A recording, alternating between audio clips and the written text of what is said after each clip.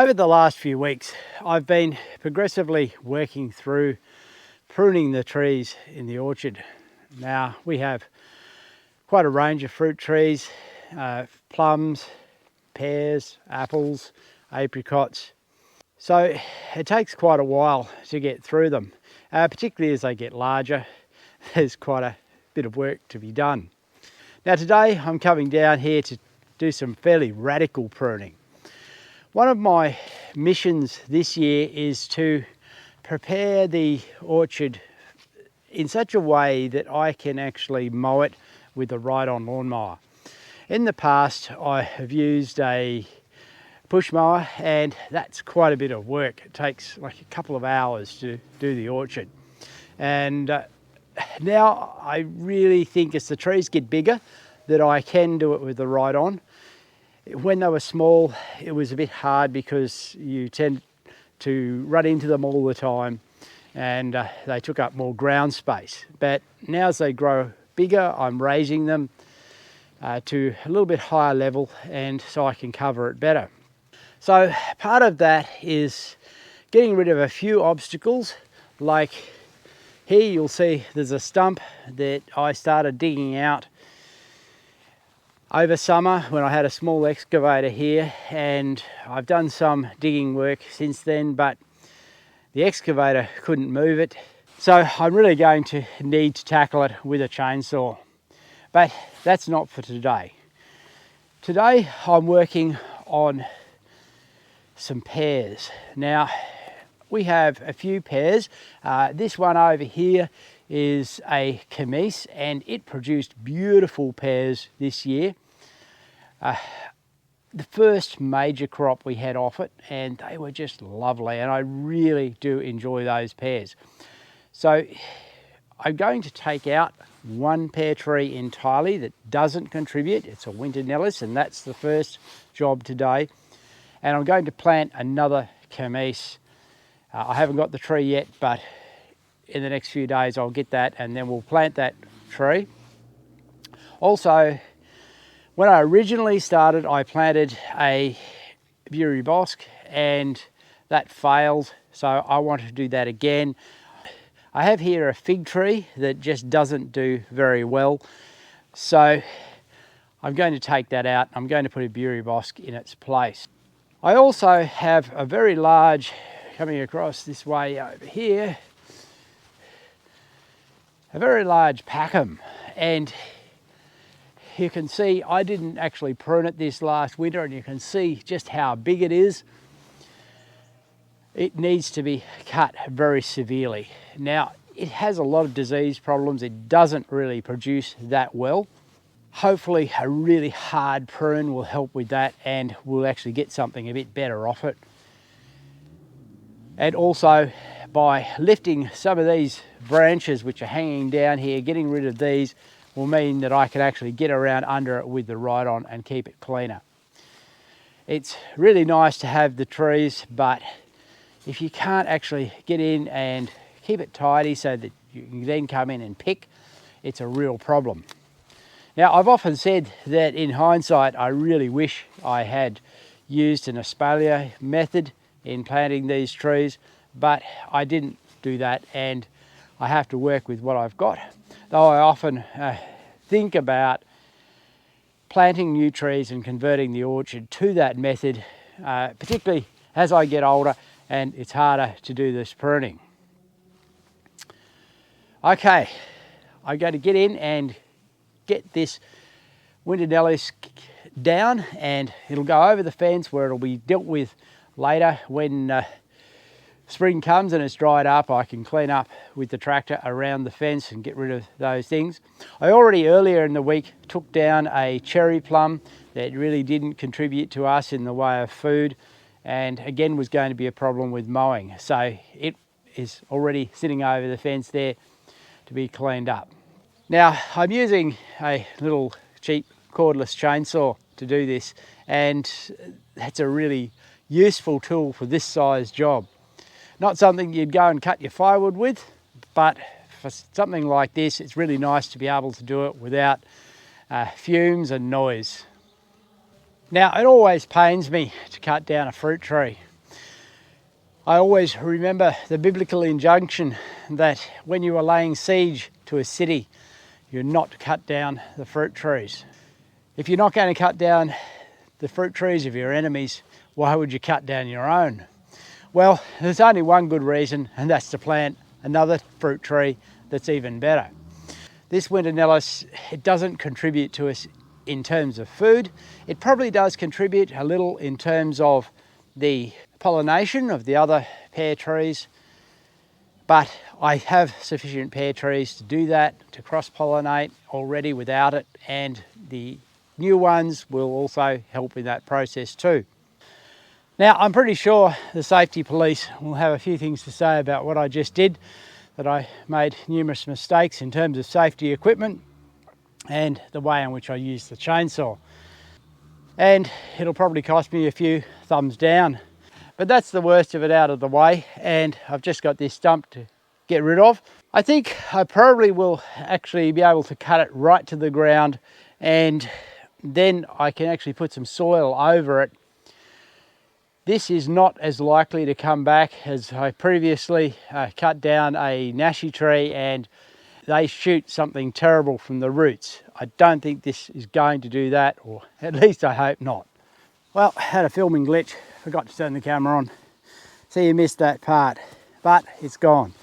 And we're down to this level. Because this is a bit hollow, I will backfill with some soil, cover this over, and I'll be able to come around with the ride-on without any problem. The new tree will come in around here, which is a couple of metres away from where the old one was. The old one was too close in the corner, particularly if I'm wanting to mow with a ride-on. So it'll allow me to sweep around okay. But in here, this is a hollow that's been partially filled. I might get a bit more fill in it as well, and that should be a good start for it.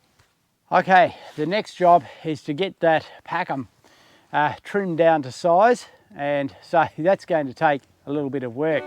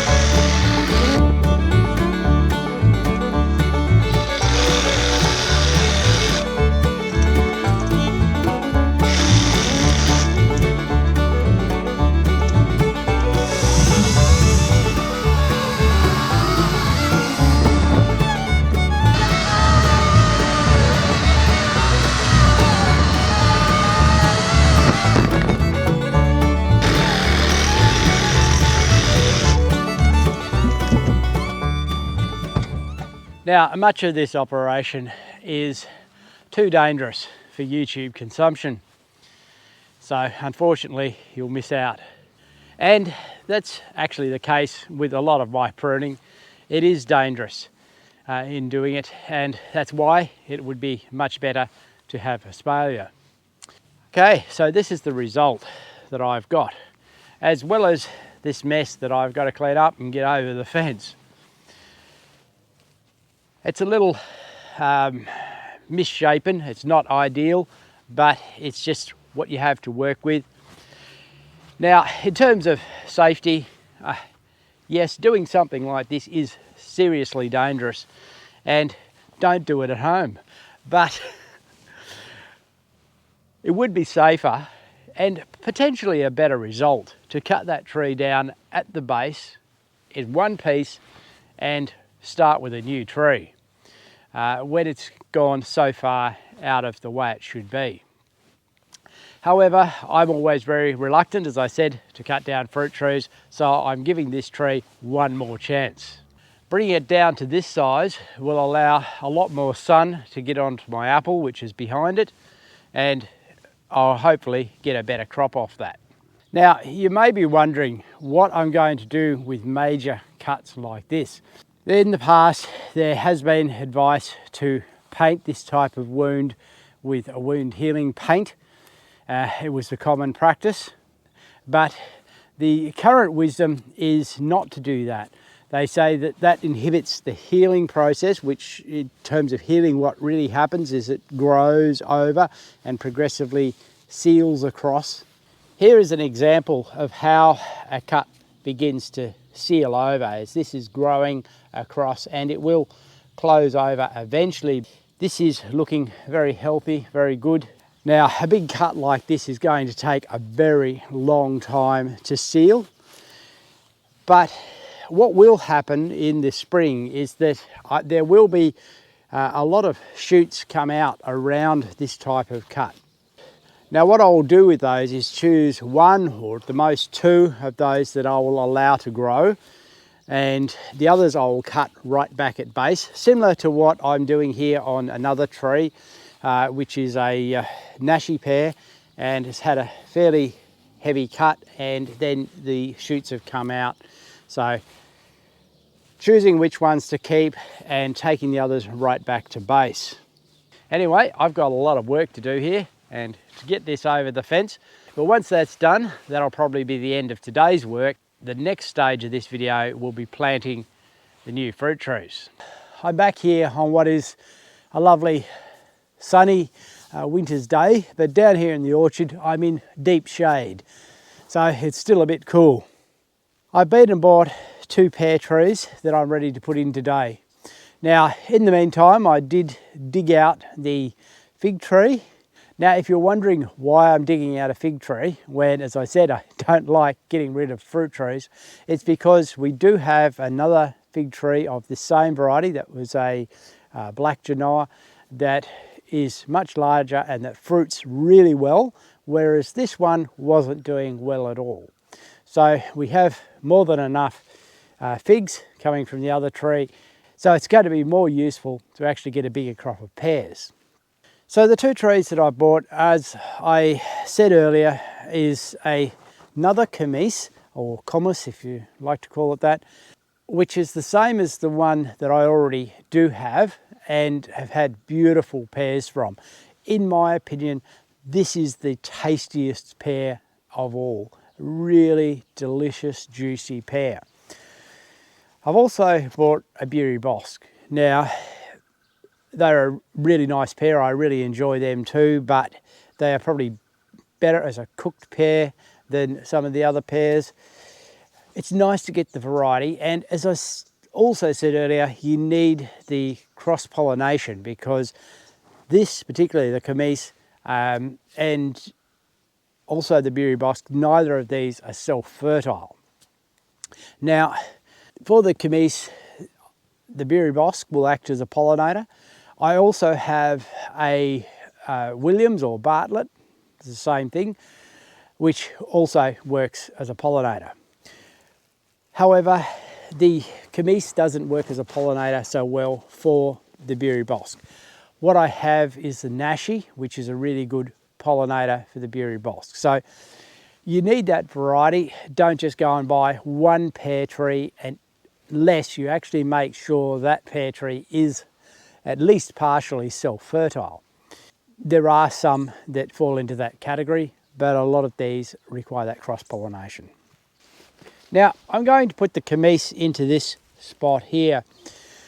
As you can see, I did also bring in some fill, and I probably could bring in more, but it's rained yesterday and it's all a bit muddy, so I didn't want to do too much in messing around with muddy soil today. You'll see I put a couple of stakes in here, and what I'm actually thinking is that I really would like to espalier these couple of pear trees as I have this opportunity to do it. So what it would mean doing is building a 1 tree frame for each, and that's not so hard to do. Unfortunately, it's probably not the ideal direction. It would be better if it was running north-south, because then you'd get nice even coverage of the sun across each side. This way there's going to be a permanent dark side, shall we say, where the shade is cast. But given that you're actually growing the tree on a single plane, that's not too serious really. so it's still going to get a good fruiting exposure. All the limbs are going to get the sun for fruit. Now, this tree is nicely set up for that process of espalier, because it's got these two that I can actually bend down and run off, and the central lead which I can then take more off as they come. So this is going to be really nice, and I'll pop this off while I'm at it. We'll open up the bag, see what the root system's like. Now, I should say that those two stakes really are only there to give me a guide as to where to plant the tree. They really represent where I will probably build that trellis.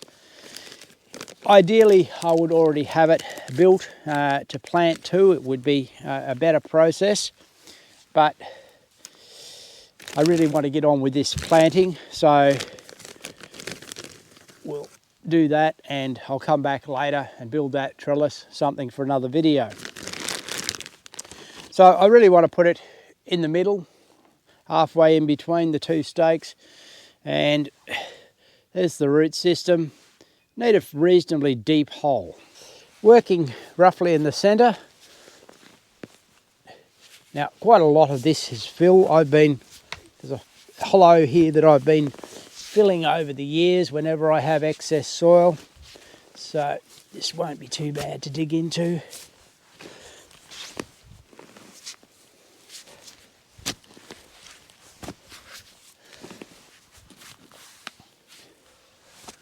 Okay, so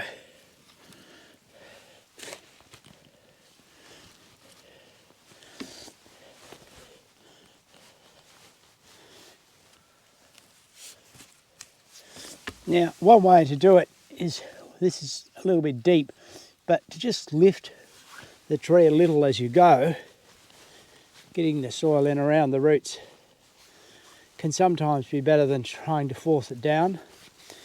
That way the roots are spreading out as you lift them up.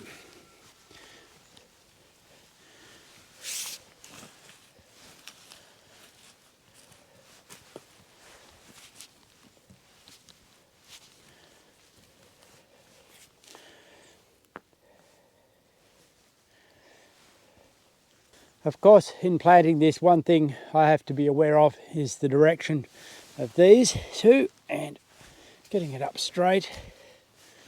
Now you'll notice that I didn't put any compost or fertilizer into the soil. I think that nice topsoil down there that we saw when I was digging, this of course is just clay fill on top, is really good, and what I put on top now will wash down, particularly over the winter rains. I will come back in the next few days. One of the major jobs is fertilising the orchard, so I will come and give it some, and that will wash down. And of course, as summer comes, I'll need to mulch these young trees too. So once again, I'm going to use these couple of stakes to give me an idea as to where I need to be. So here where I'm going to plant this tree, I've got a nice little piece of sun coming through, and that's always nice.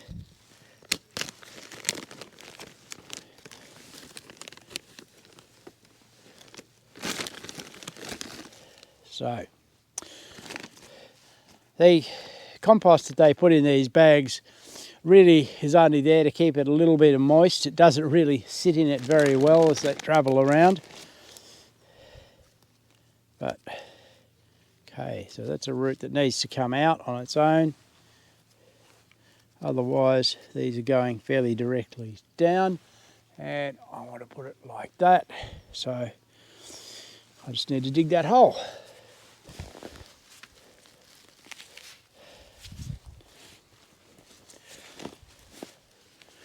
Okay, time to come in, I think. Yes, we look to have a good depth. Now, some people, I've got to get the orientation right, some people would say you need to dig a wider hole, quite a bit bigger, but It really depends on the soil that you're working with. This soil that I've got, as you saw, is not that hard, really. Particularly this time of the year, it's really quite soft.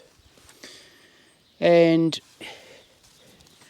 the roots will not have any problem penetrating it. If you've got some really hard soil, then digging a much bigger hole is worthwhile. But personally, with this, I don't think it's necessary.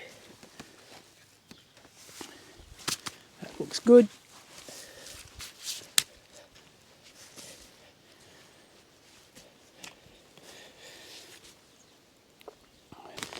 And I'll put this around.